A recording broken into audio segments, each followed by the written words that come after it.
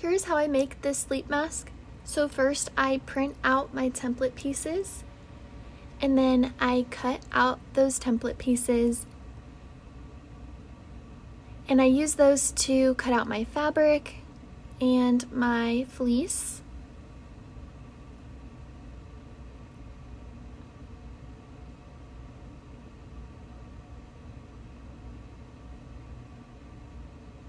I give everything a press, and then first you're going to take your rectangle and fold it in half with right sides together and sew with a 1/4 inch seam allowance down the long edge. Then I just trim off the extra seam allowance. Now I flip it right side out. After you do this, I also recommend pressing it again. Then I take my 13.5 inch elastic and I feed that through the rectangle, and it should create a scrunch like this. Then sew either end shut to secure the elastic.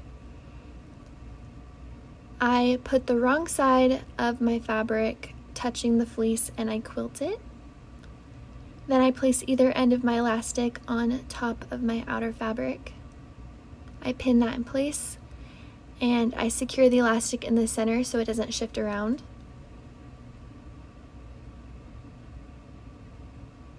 Now place your other piece of outer fabric right on top with right sides facing each other and repin in place.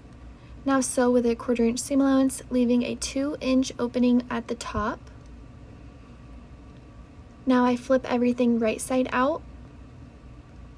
I give it a press, and I'm going to sew a top stitch all along the end, and this will close up that 2 inch opening, and then you're done.